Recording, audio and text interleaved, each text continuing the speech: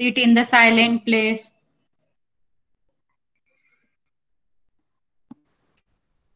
Has your school started? No, teacher. No, ma'am. No? Okay. Some school started, that's why I asked.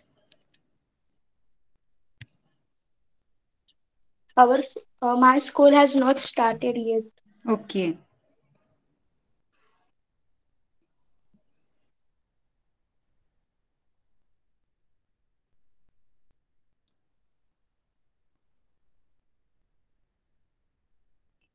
Okay, where were we last time?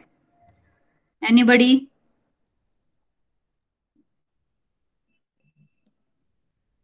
Which paragraph we have completed?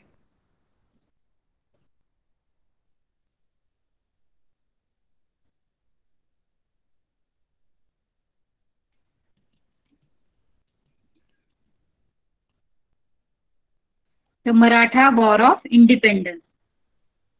In that lesson, we have seen Sambhaji about Chhatrapati Sambhaji Maharaj. After Sambhaji Maharaj, the Chhatrapati was Rajaram Maharaj.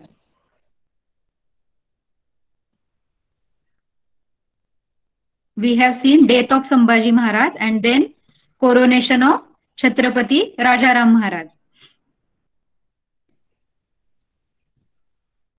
We have seen that there is a royal family. In that family, Chhatrapati Rajaram Maharaj, Tarabai, and Maharani Yesubai, San Shahu were in on a Raigad. It was risky for all members to stay at one place.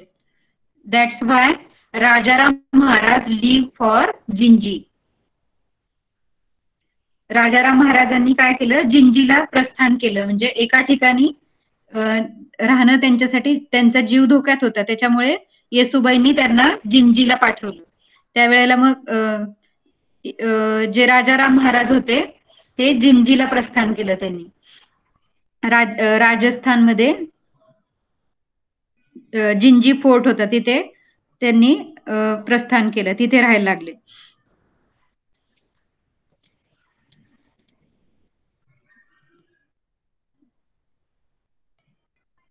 Okay.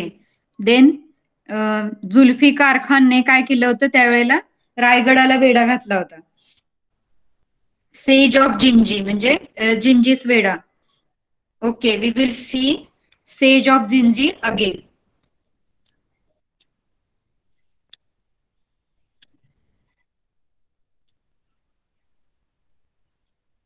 Once Raigad was captured, the emperor sent Zulfikar Khan to the south on the campaign of Jinji. He led siege to the fort Jinji. The Maratha defended the fort bravely for nearly 8 years. तर ते जुल्फिकार खानने रायगडला वेढा घातला आणि त्यावेळेला मराठ्यांनी 8 वर्ष फाईट केली. स्वराज्यासाठी 8 वर्ष फाईट केली. The Mughal forces engaged in siege were fiercely attacked from outside by Santaji and Dhanaji. Rajaram Maharaj escaped through the siege and returned to Maharashtra. Later, Zulfikar Khan captured the fort Jinji. जिंजीला हे जे राजाराम महाराज होते ते जिंजीमध्ये राहत होते आणि त्यांनी कशी बशी स्वतःची सुटका करून घेतली जिंजीमधून आणि ते महाराष्ट्रामध्ये परत आले. त्यावेळेला मग जुल्फिकार खानने तो जिंजी फोर्ट जिंकून घेतला. The return of Rajaram Maharaj to the Maharashtra gave a boost to the Maratha activity. The Marathas attacked the Mughal territories of Khandesh, Warad, Beglan, Rajasthan. Beglan. Mughal territory होत्या, तर मराठ्यांनी त्याच्यावरती हल्ले करण्यास सुरुवात केली. खानदेश, वराड आणि ज्या महाराष्ट्रामध्ये मुघल टेरिटरी होते तिथे हल्ले करायला सुरुवात केली. Rajaram Maharaj inspired hundreds of brave Maratha warriors like Santaji and Dhanaji with his understanding nature and statesmanship. त्यांचं जे समजूतदारपणा आणि धैर्यवृत्ती होती त्याच्यामुळे त्यांनी बरेच शांताजी धनाजी सारखे सैन्यामधले लोक होते, त्यांना आपल्या बाजूने वळवून घेतलं. He motivated them to protect the Swaraj and thus perform a very valuable task. त्यांनी जे स्वराज्यासाठी लढण्यासाठी बऱ्याच सैन्याला, म्हणजे सैन्यामध्ये जे अधिकारी होते किंवा त्यांचं जे सैन्य होतं, त्यांच्या हाताखालचे जे सैनिक होते, त्यांना मोटिवेट केलं, प्रेरणा देण्याचं काम केलं. But even all as this was taking place, Rajaram Maharaj died on 2nd March 1700 on Sinhagad after a short period of illness. पण मध्येच त्यावेळेलाच काय झालं, हे स्वराज्याचं काम चालू असतानाच राजाराम महाराजांचा मृत्यू झाला. तरी ते राजाराम महाराजांबद्दल थोडस आपल्याला अजून दिलेले की Rajaram Maharaj was thoughtful and kind hearted. म्हणजे आपण बघतो की शिवाजी महाराजांचे सगळे जे पुढचे राजे होते, त्यांची जी पुढची पिढी होती, सगळेच ब्रेव होते, शूरवीर होते. शिवाजी महाराजांचे संभाजी महाराज असतील किंवा संभाजी महाराजांचे भाऊ राजाराम महाराज. संभाजी जेव्हा गेले त्याच्यानंतर राजाराम महाराज राजा झाले आणि त्यांनी सुद्धा स्वराज्यासाठी खूप शेवटपर्यंत लढा दिला.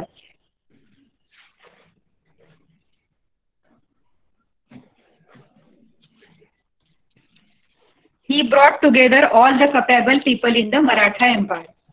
त्यांनी मराठा आपलं जे मराठा राष्ट्र होतं त्याच्यामधल्या सगळ्या कपेबल सक्षम लोकांना त्यांनी एकत्र आणलं. He united them created new enthusiasm amongst them.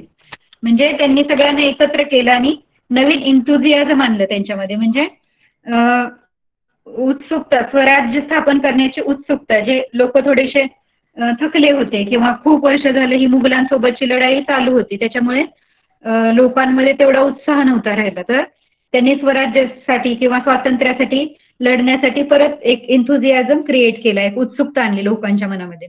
After the death of Sambhaji Maharaj he fought against Aurangzeb for 11 years with great courage and tenacity. तर खूप धाडसाने आणि टेनॅसिटी म्हणजे जिद्दीने, म्हणजे खूप धाडस आणि जिद्दीने त्यांनी 11 वर्षापर्यंत औरंगजेबाशी लढा दिला. Rajaram Maharaj's greatest achievement is that he protected Swaraj in those extremely difficult times. त्यांचं ग्रेट अचिव्हमेंट म्हणजे त्यांचं हे कोणतं आहे, सगळ्यात मोठं अचिव्हमेंट त्यांचं जे बक्षीस आहे ते कोणतं आहे की त्यांनी खूप डिफिकल्ट सिच्युएशन मध्ये, खूप अडचणीच्या काळामध्ये आपल्या स्वराज्याचं संरक्षण केले. While describing Rajaram Maharaj, noted historian रिया सत्कार G.S. Sardesai has used the adjective स्थिर बुद्धी, लेवल हेडेड. म्हणजे त्यांनी एक स्थिर बुद्धी असं म्हणून त्यांना नाव दिलं होतं राजाराम महाराजांना. He can not be described in better words than this. स्थिर म्हणजे स्टेबल, एक स्टेबल बुद्धिवादी म्हणजे एक स्टेबल राहून विचार करणारा किंवा स्थिर बुद्धी असलेला. म्हणजे हे करू का ते करू, कन्फ्युज्ड माइंड म्हणतो ना आपण. काही लोक कशा असतात, कन्फ्यूज. त्याच्या अपोजिट काय, स्थिर म्हणजे स्टेबल, स्थिर बुद्धी म्हणजे अत्यंत इंटेलिजंट आणि थॉटफुल पर्सन, स्थिर बुद्धी. Interview the woman in your neighbourhood who have made great achievement in various field. तुमच्या आसपास जर एखादी विमेन असेल, तिने एखाद्या चांगल्या क्षेत्रात काम केलं असेल, काहीतरी मिळवलं असेल, तर त्यांचा तुम्हाला इंटरव्ह्यू घ्यायचा आहे किंवा त्यांच्याशी थोडस चर्चा करायची आहे. एखादे तहसीलदार महिला असतात किंवा पोलीस असतात किंवा अजून काही ग्रेट अचिव्हमेंट असेल, एखाद्या लेडीनी ग्रेट अचिव्हमेंट केली असेल. बघा आपल्या आसपास भरपूर लेडीज दिसतात आजकाल. इव्हन लेडीज आता कंडक्टर आहेत, आर्मी, नेव्ही, एअरफोर्स मध्ये सगळीकडे दिसतात.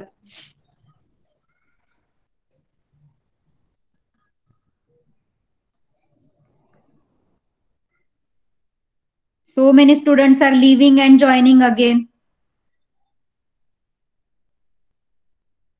Why it is?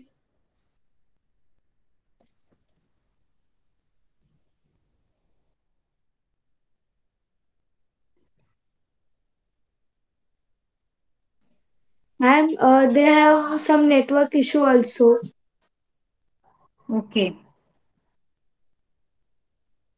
And so many students have not given the attendance yet.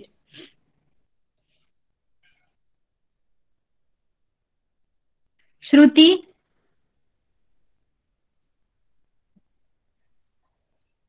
are you there, Shruti?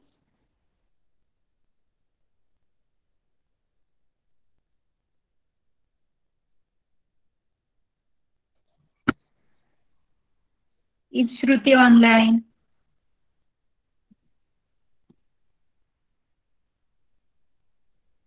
Okay. Who is else? Misty left. Rutuja?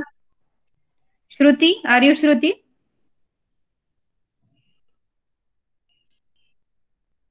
Rutuja?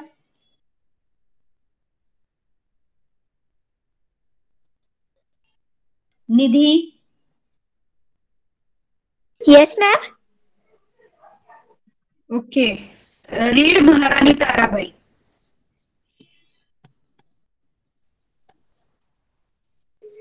Maharani Tarabai. After the death of Chhatrapati Rajaram Maharaj, Aurangzeb thought that he had won the war against the Marathas, but it was not so. Aurangzeb was winning battle after battle, but he could not win the war. Maharani Tarabai, the capable wife of Rajaram Maharaj, came forward to lead the Swaraj movement in extremely unfavorable circumstance. Contemporary Mughal historians Khafi Khan described Maharani Tarabai as an intelligent and knowledgeable woman.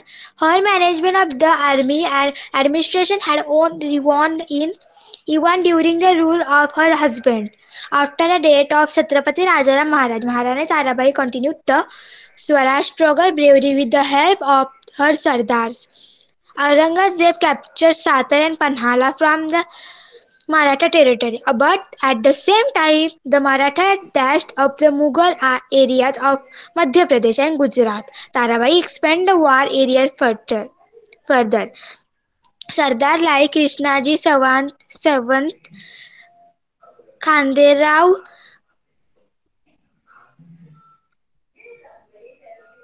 Dabhade.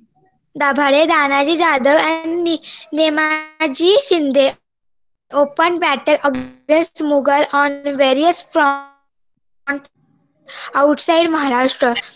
He was a sign of challenge in the outcome of the war. Maharani Tarabai found for Okay, 7 okay, years. okay. She Stop, kept stop, stop, the stop. Maratha kingdom strong. Okay, Nidhi, wait. First, I will have to explain. महाराणी Tarabai after the death of Chhatrapati Rajaram Maharaj. आपण आताच पाहिलं की राजाराम महाराज आजारी पडून त्यांची death झाली 2 मार्चला. 2 मार्च 1700ला त्यांची डेथ झाली. मग त्यांच्या डेथ नंतर मग औरंगजेबाला काय वाटलं की आता आपण इझिली मराठाचं जे स्वराज्य आहे ते जिंकून घेऊ शकू. After the death of Chhatrapati Rajaram Maharaj, Aurangzeb thought that he had won the war against Maratha, but it was not so. पण असं झालं नाही. Aurangzeb was winning battle after battle, but he could not win the war.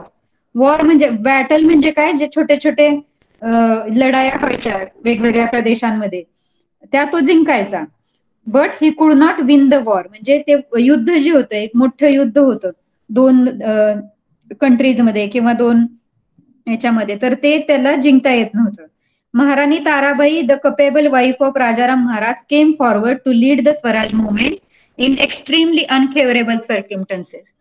मग नंतर जे राजाराम महाराजांची पत्नी होत्या महाराणी ताराबाई, कपेबल वाईफ म्हणजे सक्षम पत्नी होत्या त्या, की त्या पुढे आल्या आणि त्यांनी नेतृत्व केलं, स्वराज्याच्या मुवमेंटचं नेतृत्व केलं आणि कशा एकदम अशा वाईट परिस्थितीमध्ये त्यांनी आपल्या स्वराज्याचं नेतृत्व करायला सुरुवात केली. कारण मुघल सतत आपल्यावरती हल्ले करत होते, त्यांचं सैन्य खूप जास्त होतं. इकडे संभाजी महाराजांची डेथ झाली, राजाराम महाराजांची डेथ झाली. अशा परिस्थितीत सुद्धा महाराणी ताराबाई पुढे येऊन आपलं स्वराज्याची मुवमेंट लीड करू लागल्या. म्हणजे पुढे चालवली त्यांनी, स्वराज्याची मुवमेंट आहे ती पुढे चालू ठेवली. Contemporary Mughal historian Khalif Khan described Maharani Tarabai as an intelligent and knowledgeable woman. तर प्राचीन एक मुघल हिस्टोरियन आहे, मुघल इतिहासकार खाफी खान, त्यांनी महाराणी ताराबाईंचं कसं वर्णन केलंय तर त्या बुद्धिमान आणि हुशार होत्या.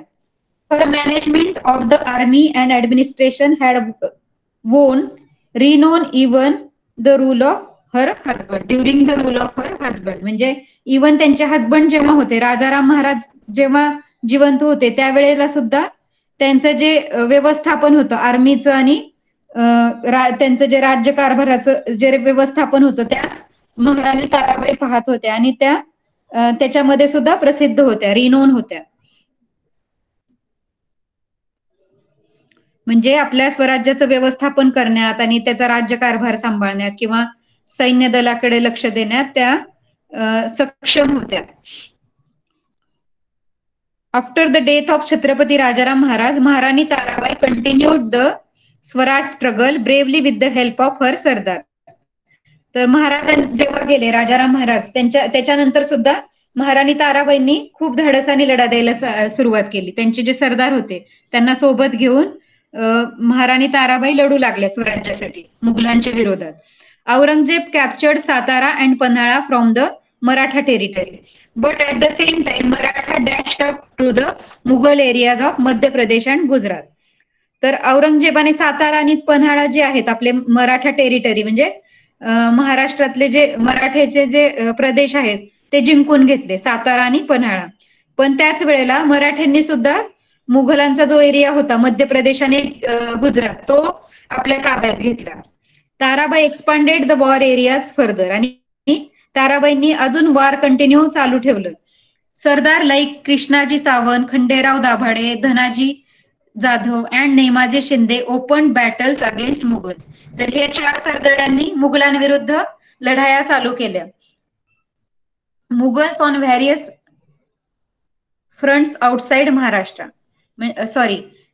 they opened battles against Mughals on various fronts outside Maharashtra. म्हणजे मुघलांविरुद्ध महाराष्ट्रात म्हणजे स्वराज्य होतं आपलं, तिथे स्वराज्याच्या बाहेरचे जे ठिकाणं होते मध्य प्रदेश, राजस्थान किंवा अजून कुठली राज्य होती जी मुघलांच्या ताब्यात होती त्यांच्यासोबत लढाई चालू केली ह्या 4 सरदारांनी. कृष्णाजी सावंत, खंडेराव दाभाडे, धनाजी आणि नेमाजी हे जे होते त्यांनी छोटे छोटे लढाया त्यांच्यासोबत दुसऱ्या राज्यांसोबत चालू केल्या.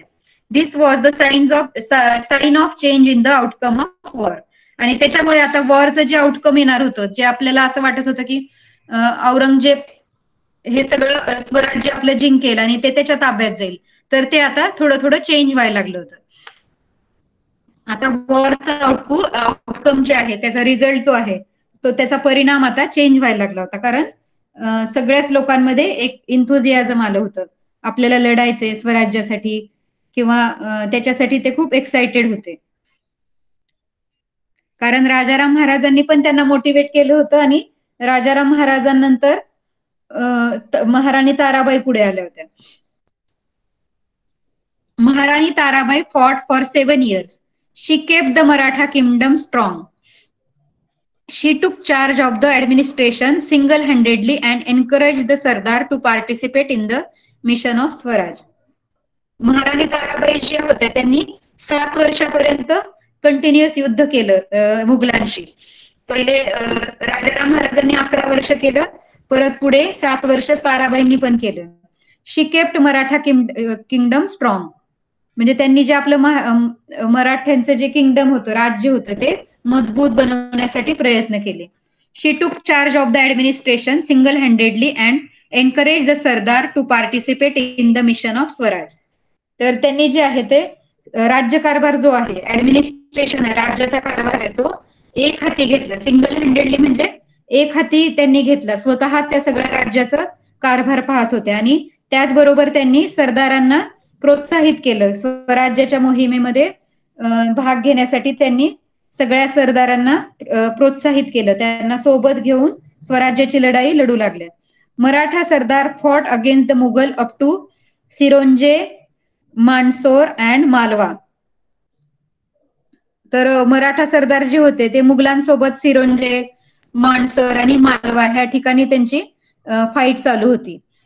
Khafi Khan had recorded that Rajaram's wife Tarabai achieved great things and displayed the. तर खाफी खान जो होता त्यांनी राजारामची वाईफ ताराबाई यांच्याबद्दल काय लिहिलं की त्यांनी खूप ग्रेट थिंग्स अचीव्ह केल्या होत्या आणि displayed the qualities of leadership of the army and management of campaign. म्हणजे खाफी खानाने सुद्धा त्यांचं वर्णन केलं होतं की ताराबाई ह्या ग्रेट, त्यांच्यामध्ये नेतृत्वाच्या खूप चांगल्या क्वालिटीज होत्या आणि सैन्याला पण ते तेवढंच मॅनेज करत होत्या आणि ह्या ज्या सगळ्या मोहिमा होत्या स्वराज्याच्या विरोधात त्याचं सुद्धा व्यवस्थापन त्या खूप चांगल्या पद्धतीने करत होत्या. It added force to the Maratha campaign. आणि याच्यामुळे ह्या ताराबाईंच्या ह्या सगळ्या कामामुळे काय झालं की मराठा साम्राज्याला अजून मजबूती आली, अजून फोर्स मिळाला. आपलं जे मराठा कॅम्पेन होतं, मराठ्यांची मोहीम होती मुघलांच्या विरोधात, त्याला एक फोर्स मिळालं. Understood?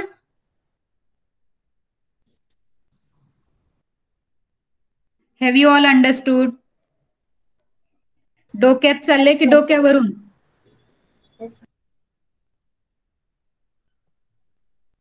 read with me so you can understand properly. Okay, ma'am. माझं जेव्हा रीडिंग चालू असतं तेव्हा तुम्ही पण रीडिंग करायचंय, नंतर एक्सप्लेन करताना लक्ष द्यायचंय. Okay? Vedika, are you there?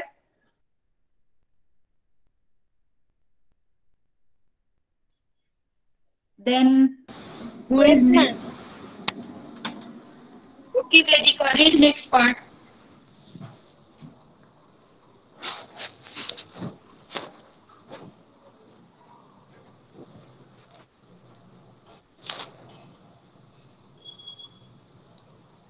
Mughal Maratha fight. Which part you are reading? Wait. We are on Do You Know. Do you know? While describing. लक्ष द्यायचं Vedika. Pay attention here. All Yes, the ma'am. students, please pay attention. Miss माझा नेटवर्कचा problem होता. Okay. But do you have book? Yes, ma'am. So you can look into book also, no? Yes, ma'am. If But screen is not visible, then you can check with your book. Okay. yes, ma'am. Do you know? While describing Tarabai's great achievements, poet Devdatta, who was the son of Paramanand, the author, or the Shiv Bharat, says Tarabai Ramarani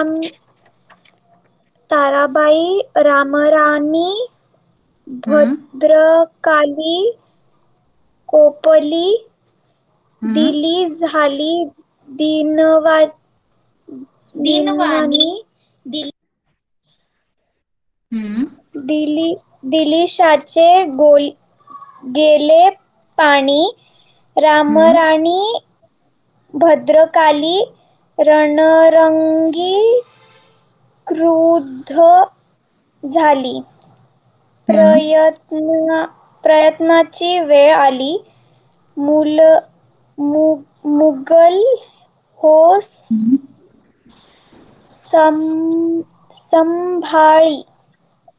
संभाळा. Okay.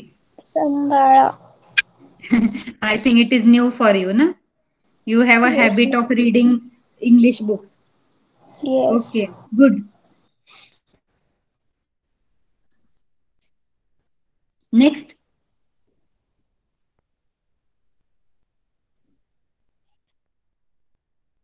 Can you see the screen?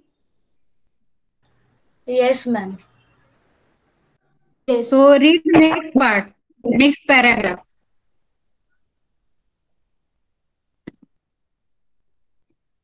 Ma'am, can I read, Gaurav? Okay, read. Ma'am, can I read, Gaurav? Yes, read. Yes, ma'am. Thus, Maharani Tarabai kept up the legacy of valor in her inherited from Chhatrapati Shivaji Maharaj. Due to the forceful campaigns of the Marathas, Aurangzeb was frustrated. The Hmm. Mughal Maratha fight had continued for 25 years. Still, the Mughal could not defend the Marathas.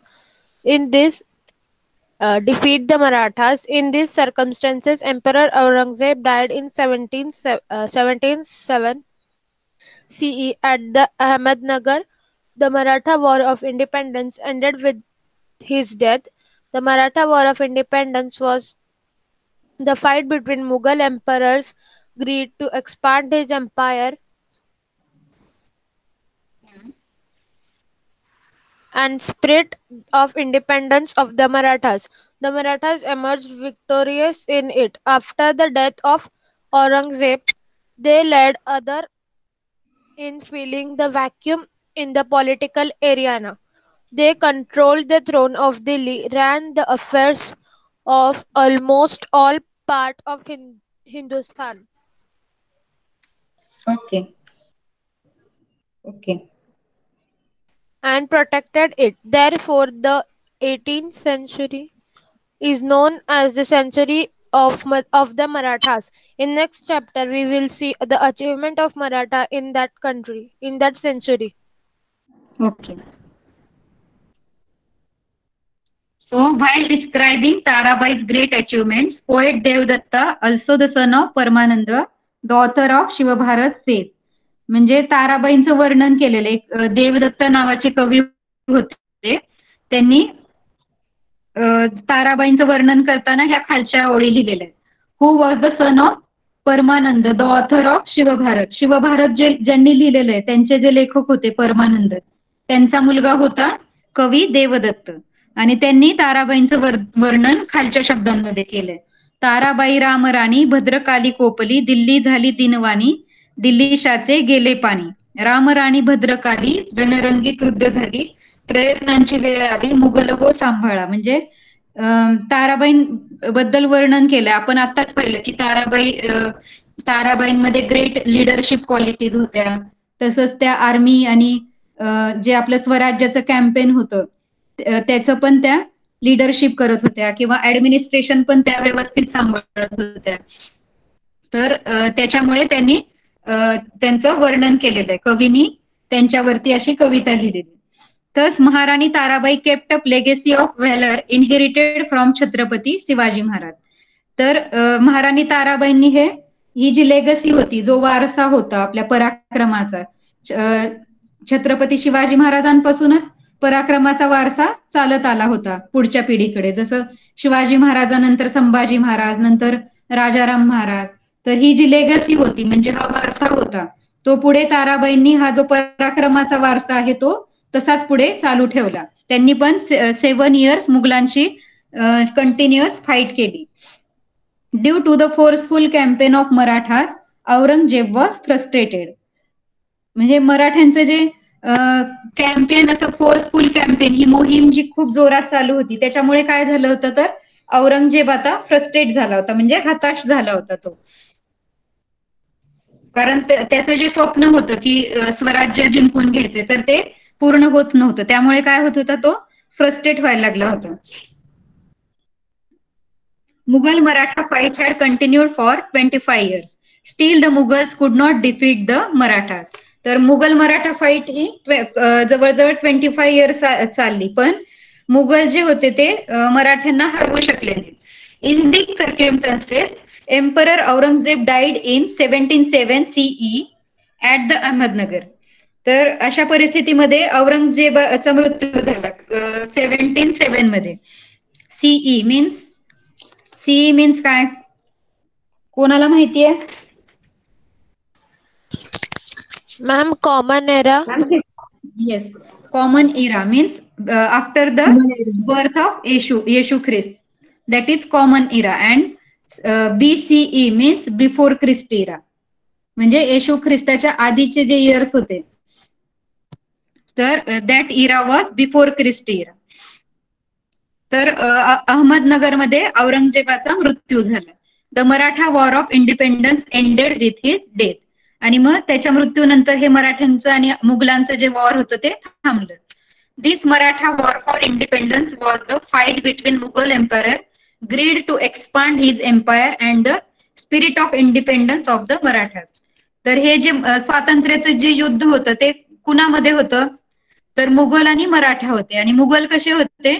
Grid to expand his empire, म्हणजे त्यांना खूप ते लोभी होते, greedy होते, म्हणजे लोभी होते. त्यांचं जे साम्राज्य आहे त्यांना त्याचा विस्तार करायचा होता, एक्सपांड करायचं होतं. आणि त्याच्याच विरोधात मराठा कसे होते? मराठा स्पिरिट ऑफ इंडिपेंडन्स, त्यांच्यामध्ये एक स्वराज्याची प्रेरणा होती. त्यांना स्वराज्य दुसऱ्याला द्यायचं नव्हतं, किंवा एक स्वातंत्र्याची प्रेरणा होती त्यांच्या मनामध्ये.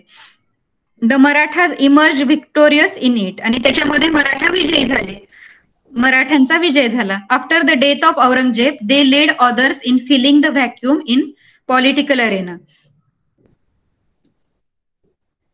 तर बऱ्याच काही राजकीय घडामोडी होऊन गेल्या औरंगजेबानंतर. They control the throne of Delhi, ran the affairs of almost all parts of Hindustan and protected it. तर मराठ्यांनी नंतर काय केलं? तर दिल्लीची जी गादी होती ती पण कंट्रोल केली, त्याच्यावरती पण नियंत्रण आणलं. आणि तिथला सुद्धा कारभार त्यांनी बऱ्यापैकी आपल्या हातामध्ये घेतला. वेगवेगळ्या हिंदुस्थान म्हणजे आपल्या भारत देशातल्या वेगवेगळ्या भागातला कारभार त्यांनी नियंत्रित केला आणि सुरक्षित पण केला, त्याला प्रोटेक्ट पण केलं. Therefore, the 18th century is known as the century of Maratha. त्याच्यामुळे जी 18th सेंचुरी होती त्याला काय बोललं जातं?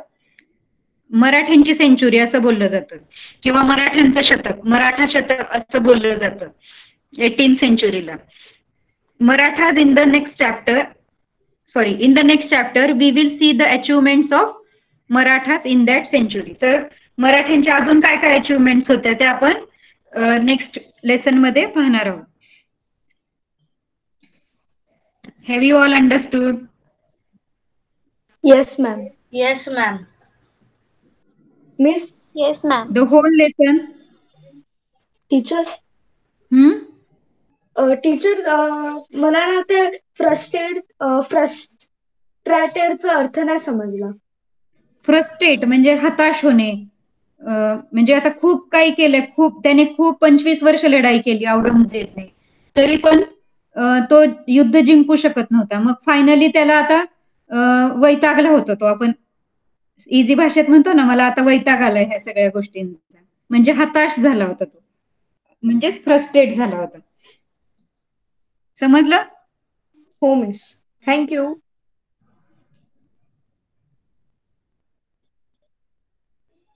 Okay.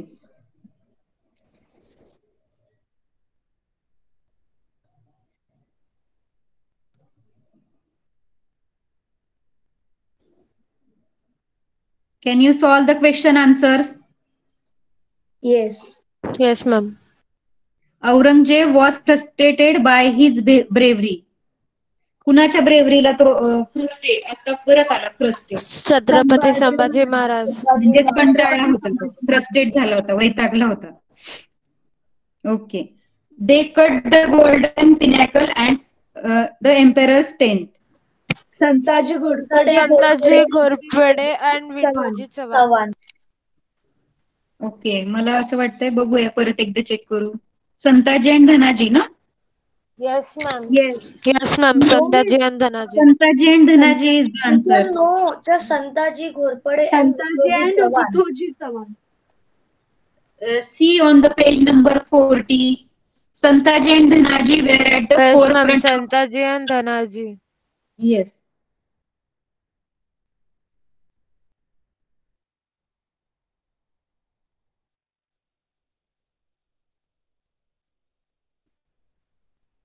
Okay. Then he fought bravely in the Goa battle. Yasaji Kank. Yasaji Kank. Okay. We have left the part that do you know? They have given a guerrilla tactics. Guerrilla technique. Maharani Tarabai used guerrilla technique very effectively. आपण जे learn केलं होतं गनिमी कावा हा शब्द आला होता ना आपल्याला. तर गनिमी कावा means guerrilla technique. Marathas were comparatively thicker than Aurangzeb in army power. तर मराठ्यांचं सैन्य आपण पाहिलं की औरंगजेबाचं सैन्य जास्त होतं आणि मराठ्यांचं त्याच्या पुढे खूप कमी होतं. तर Aurangzeb use his army to put siege the fort to capture them. मग त्याच्यामुळे तो औरंगजेब काय करायचा, तर त्याचं सैन्य आहे तो त्याचा उपयोग करून तो आपल्या फोर्टला वेढा घालायचा, फोर्ट कॅप्चर करायचा. Maratha use to fight for the fort as long as they could. But when the rainy season approach killedar of the fort pretended to side with Aurangzeb. तर गनिमी कावा म्हणजे कसं फसवलं जायचं, आपल्या शत्रूला फसवून म्हणजे गोष्टी मिळवणं, त्याला काय बोलतात गनिमी कावा किंवा गोरिला टेक्निक. तर मग त्यावेळेला काय व्हायचं, जेव्हा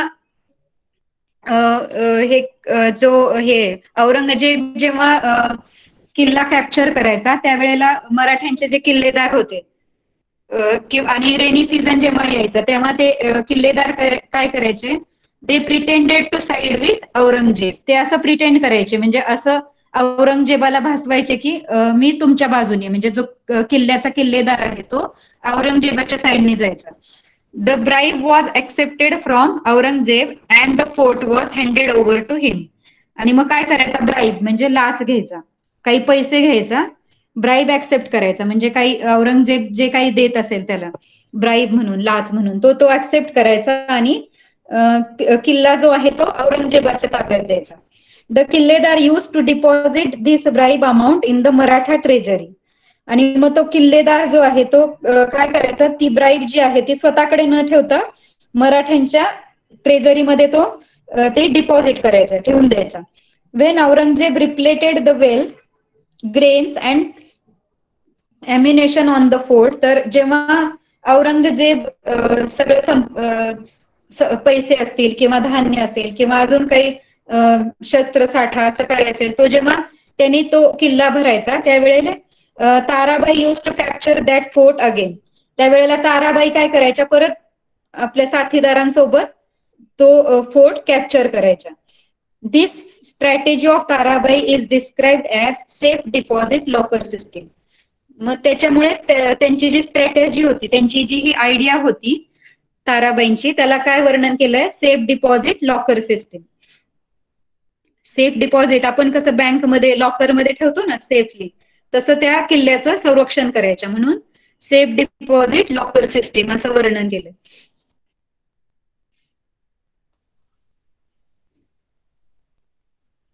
okay, solve the remaining question answer.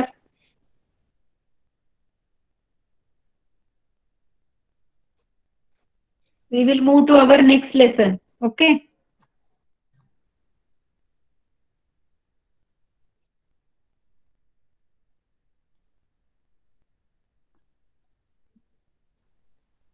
The expansion of the Maratha power.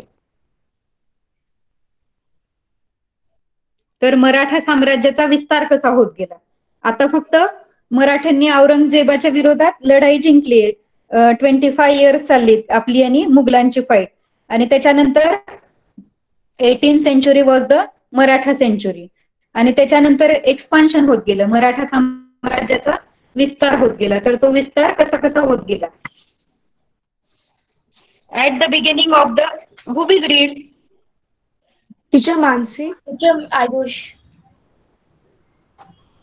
Okay, Ayush read. I think Nancy read, na? No, ma'am. Ayush read. So first paragraph. Yes. Lesson number 10, the expansion of the Maratha power. At the beginning of the Maratha War of Independence, the Mughals were on the offensive, whereas the Marathas were on the defensive.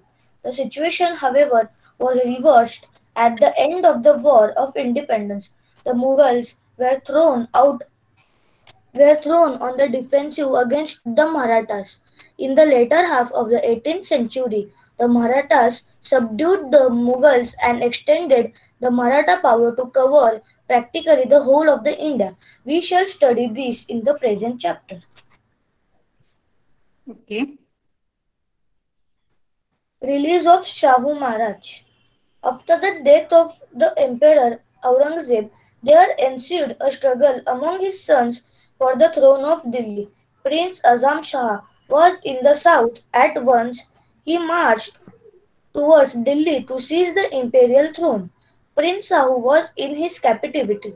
Azam Shah believed that if Sahu Maharaj was released, there would arise a conflict between him and Maharani Tarabai for the Gadi of the Maratha Chhatrapati.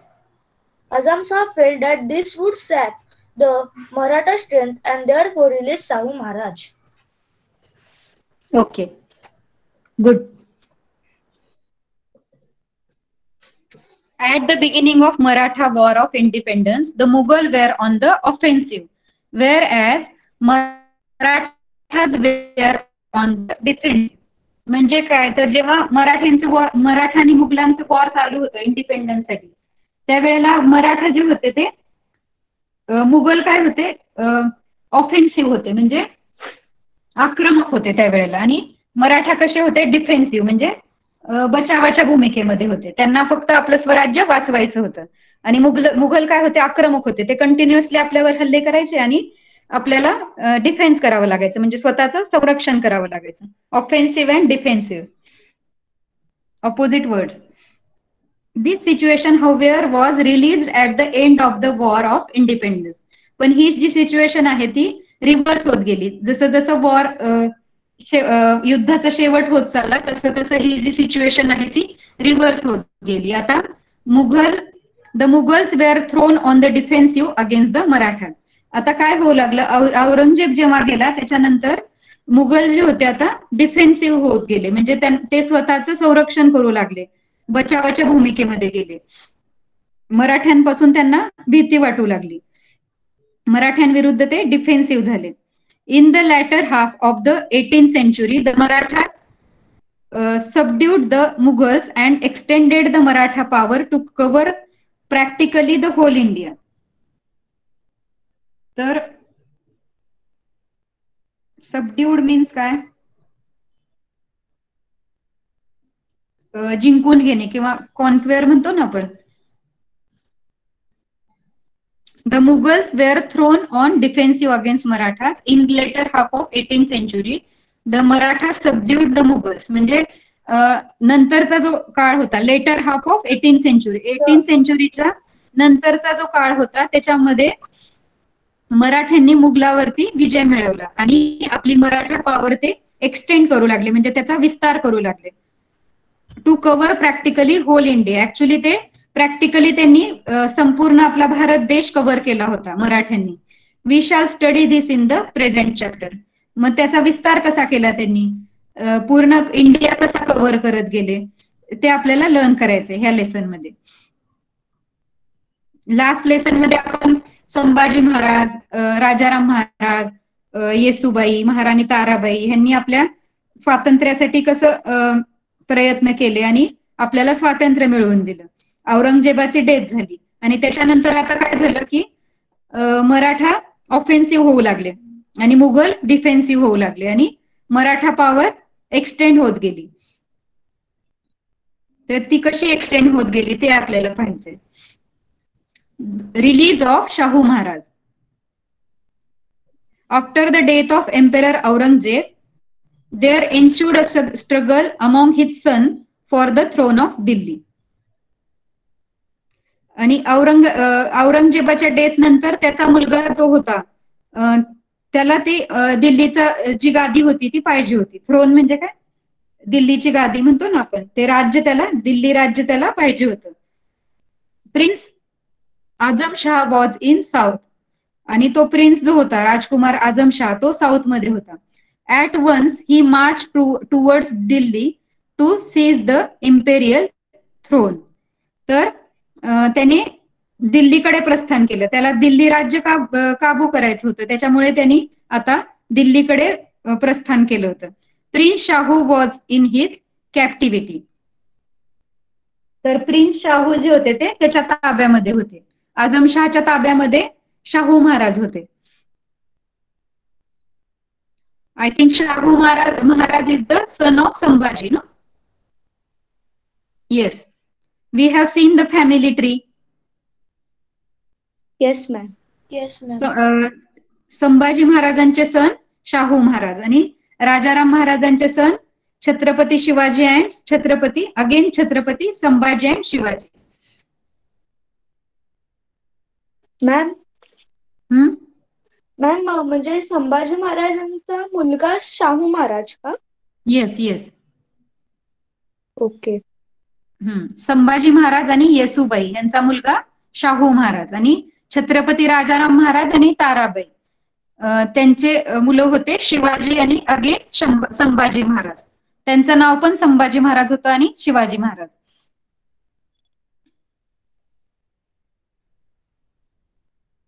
इथे दिले son of Tarabai Shivaji आणि Chhatrapati संभाजींचा son of राजसबाई. Okay. तर त्यांच्या राजसबाई विषयी नाही माहिती आपल्याला. तर राजसबाईंचा सन होता छत्रपती संभाजी. पण ते दोघं पण राजाराम महाराजांचेच मुलं होते.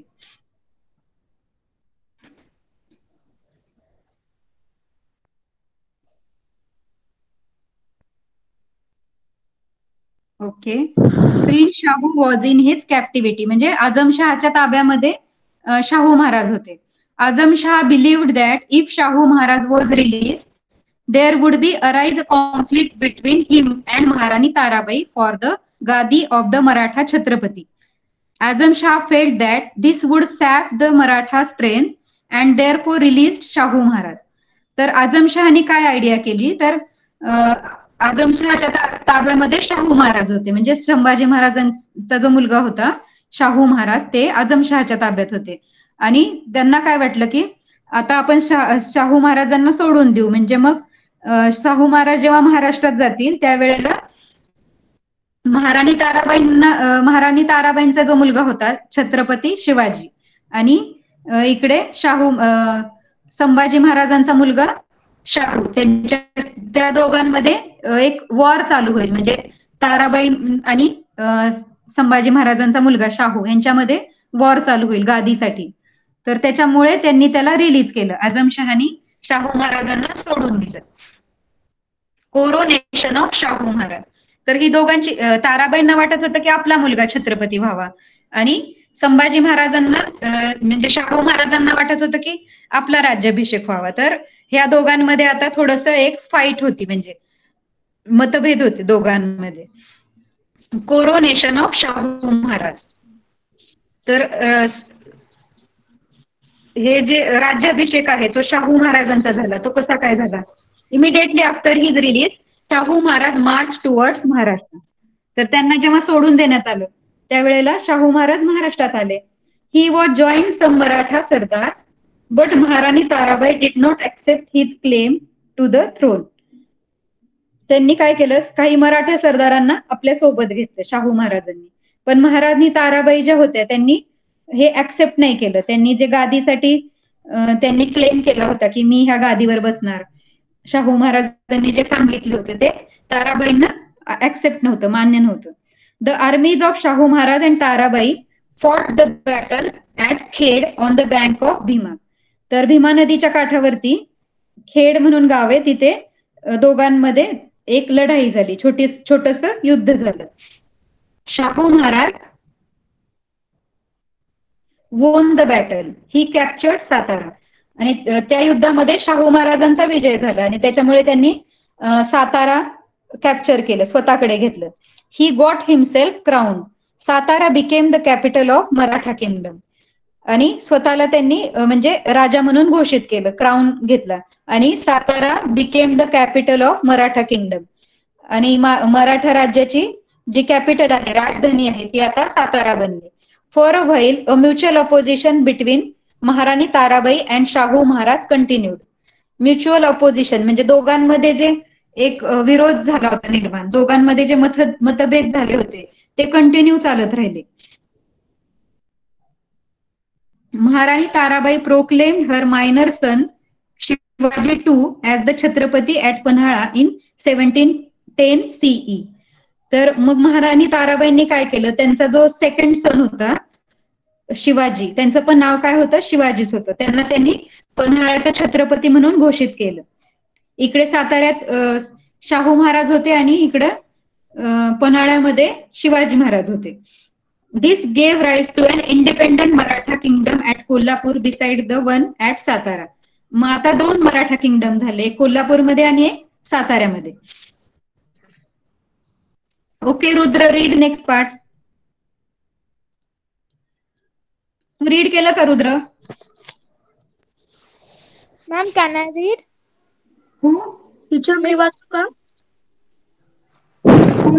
मला नाव सांग. I am Sayali. Okay, read Sayali. Miss, I need to read from release of coronation of Shahu Maharaj. Coronation of Shahu Maharaj completed. You need to read from he knew the strengths and weaknesses. Wait. The early part of Shahu Maharaj's life. Okay.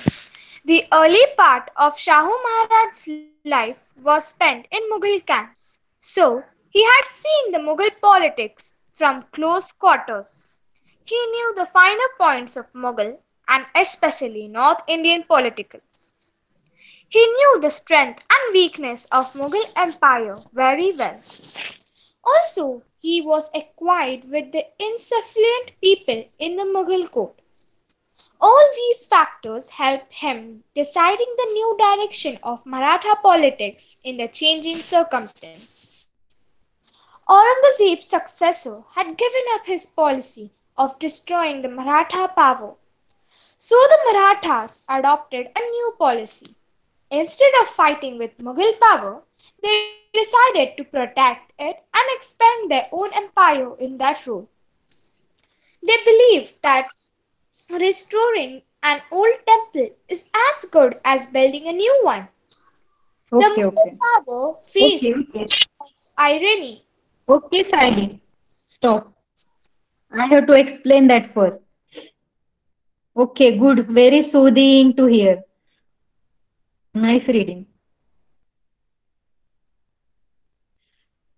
Early part of Shahu Maharaj's life was spent in Mughal camp. तर शाहू महाराजांना आपण पाहिलं आजमशहाने कैद करून ठेवलं होतं, त्यामुळे त्यांचा लाईफचा बराचसा पार्ट मुघल कॅम्पमध्ये त्यांनी घालवला होता शाहू महाराजांनी. नंतर त्यांना रिलीज करण्यात आलं, पण त्यांचा बराचसा जो लाईफ होतं ते मुघल कॅम्पमध्येच गेलं होतं. So he had seen Mughal politics from close quarters. त्यामुळे त्यांनी मुघलांचं जे राजकारण होतं, मुघल कसं स्ट्रॅटेजी असते त्यांची किंवा काय ते जे पॉलिटिक्स होतं त्यांनी जवळून पाहिलं होतं शाहू महाराजांनी. He knew the finer points of Mughal and specially north Indian politics. त्यांनी जे मुघलांमधले बारकावे सुद्धा खूप चांगले माहित होते त्यांना, आणि स्पेशली नॉर्थ साइडचं जे उत्तर भारतातलं जे राजकारण होतं ते त्यांना खूप चांगल्या प्रकारे माहिती होतं. He knew the strength and weaknesses of Mughal empire very well. त्यांना मुघल एम्पायरचे जे स्ट्रेंथ म्हणजे पॉझिटिव्ह आणि निगेटिव्ह, विकनेसेस म्हणजे कुठे कमी आहेत किंवा कुठे ते स्ट्रॉंग आहेत, ते त्याबद्दल त्यांना मुघलांबद्दल चांगलं माहिती होतं. Also he was acquainted with influential people in the Mughal court. आणि हे मुघलांमधले इन्फ्लुएन्शियल पीपल कोणते आहेत म्हणजे त्याची त्यांना चांगली एक्वेंटेड मीन्स ओळख होती, त्यांना चांगल्या प्रकारे ओळख होती की प्रभावशाली म्हणजे इन्फ्लुएन्शियल पीपल म्हणजे इम्पॉर्टंट पीपल कोण आहेत, प्रभावशाली लोक कोणते आहेत मुघलांमधले, ते त्यांना चांगलं माहिती होतं. All this factor help him deciding the new direction of Maratha politics in the changing circumstances. मग अशा परिस्थितीमध्ये, अशा बदलत्या परिस्थितीमध्ये त्यांना एक डायरेक्शन, नवीन डायरेक्शन मिळाली. हे सगळे फॅक्टर त्यांना हेल्प करत गेले. हे जे त्यांना अंडरस्टँडिंग होतं मुघलांबद्दलचं ते त्याला खूप हेल्प झाली त्यांना. Aurangzeb successor had given up his policy of destroying the Maratha power. Aurangzeb successor म्हणजे औरंगजेबाच्या पुढची पिढी, त्यांचा मुलगा, औरंगजेबांचा मुलगा, त्यांनी काय केलं, एक धोरण आणलं होतं की मराठा पॉवर डिस्ट्रॉय करून टाकायची, नष्ट करायची, मराठा पॉवरला नष्ट करायचं. जे औरंगजेब करत होते तेच आता त्यांचा मुलगा सक्सेसरनी पण तेच चालू केलं होतं. So the Maratha adopted a new policy. पण मग मराठ्यांनी काय केलं त्यावेळेला एक नवीन धोरण चालू केलं, अडॉप्ट केलं किंवा घेतलं. त्यांनी एक नवीन धोरण आणलं की instead of fighting with Mughal power they decided to protect it and expand their own empire in that role. तर मुघलांसोबत कंटिन्युअसली फाईट करण्यापेक्षा आणि आपला वेळ घालवण्यापेक्षा त्यांनी काय डिसाईड केलं की त्यांचे जे छोटे छोटे प्रदेश होते त्याला प्रोटेक्ट करायचं आणि आपलं जे हे आहे ते एम्पायर जे आहे ते एक्सपांड करायचं. They believe that restoring an old temple is as good as building a new one. तर त्यांनी ते असं मानत होते की आपले जे जुने मंदिरं होते ते रिस्टोर करणे म्हणजे जीर्णोद्धार. रिस्टोरिंग मीन्स काय? जीर्णोद्धार करणे म्हणजे जुन्या टेम्पलचं रिपेअरिंग करून त्याला नव्यासारखं बनवणे. Is as good as building new one. म्हणजे नवीन बांधल्यासारखंच आहे. जुन्या टेम्पलला रिपेअर केलं काय, रिनोव्हेट केलं काय किंवा नवीन बांधलं काय ते एकच आहे असं ते बिलीव्ह करेल. The Mughal power faced the threat of Irani and Afghani invaders from the north west and also the local Pathan.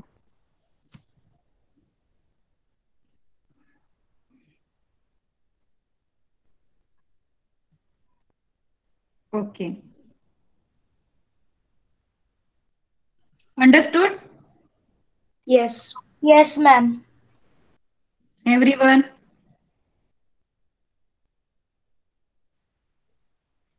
Okay. तर याचं इथे जे मिनिंग आहे, they believe that restoring an old temple is as good as building new one. हे इथे कशासाठी घेतलंय तर त्यांनी जे मुघलांविरुद्ध जे फाईट करण्यापेक्षा त्यांनी काय केलं, आपल्या टेरिटरी होत्या मुघलांच्या जे टेरिटरी आहे छोट्या छोट्या त्याला प्रोटेक्ट करायला चालू केलं. म्हणजे मुघलांना आपल्याकडे वळवायला चालू केलं त्यांनी. त्याच्यासाठी त्यांनी इथे एक फ्रेज दिली आहे की रिस्टोरिंग ओल्ड टेम्पल म्हणजे नवीन टेम्पल बांधण्यापेक्षा जुन्या टेम्पलचं नवीन करणं. म्हणजे मुघलांना त्यांनी कंट्रोलमध्ये केलं होतं, आपल्याकडे वळवून घेतलं होतं असं त्यांना तिथे म्हणायचंय. Okay, the Mughal power faced the threat of Irani and Afghani invaders from the northwest and also of the local Pathan. तर मुघल पॉवरला जे आहे ते कुठून धोका होता? थ्रेट मीन्स धोका होता त्यांना इराणी आणि अफगाणी जे आक्रमण होत होतं, इन्व्हायडर्स होते, आक्रमण करते होते, त्यांना वायव्येकडून पठाणांचा धोका होता. त्यांना नॉर्थ वेस्ट कडून पठाण आणि इराणी अफगाणी या सगळ्यांकडून त्यांना धोका होता. Local Rajput, Jat and Rohidas north west कडून पठाण, लोकल राजपूत, जाट आणि रोहिलाज रुलर या सगळ्यांकडून मुघल पॉवरला धोका होता. The internal competition and tussle in the court had also weakened the Mughal power. आणि इंटरनल कॉम्पिटिशन व्हायचे म्हणजे त्यांच्या अंतर्गत स्पर्धा व्हायच्या. मुघलांचे पण छोटे छोटे राज्य असतील आणि त्या राज्याचे वेगळे वेगळे छोटे मोठे राज्य असतील तर त्यांच्यामध्ये पण कॉम्पिटिशन व्हायची. आणि टसल म्हणजे एक संघर्ष व्हायचा त्यांच्यामध्ये. आतल्या आतच एक इंटरनल युद्ध चालू होतं. मुघलांमध्येच एक इंटरनल युद्ध चालू होतं छोट्या छोट्या राजांसोबत. त्यांचे मतभेद असतील, राजांमध्ये पण मतभेद असतात. आणि त्याचबरोबर इराणी, अफगाणी, पठाण, राजपूत, जाट इकडून सगळ्यांकडून पण त्यांना धोका होता. Due to all this the Delhi court needed help of Maratha. मग याच्यामुळे जे दिल्ली कोर्ट होतं, दिल्लीचं जे तख्त होतं तिथे मराठ्यांचं हेल्प त्यांना आवश्यक होती. मग मराठ्यांनी काय केलं, त्यांना हेल्प करायला सुरुवात केली. त्यांच्याबरोबर फाईट करण्यापेक्षा त्यांना प्रोटेक्ट करायला सुरुवात केली. Okay. Yes, ma'am. Okay, we'll stop here now. Revise the lesson. Revise the part we have learned.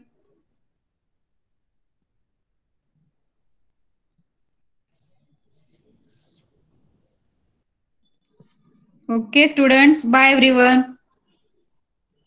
Bye, miss. Bye. To teacher, bye bye. Bye, ma'am. Bye, ma'am. Thank you, ma'am. Bye. Miss question. Lesson number? What? Good night, ma'am. Good night, bye.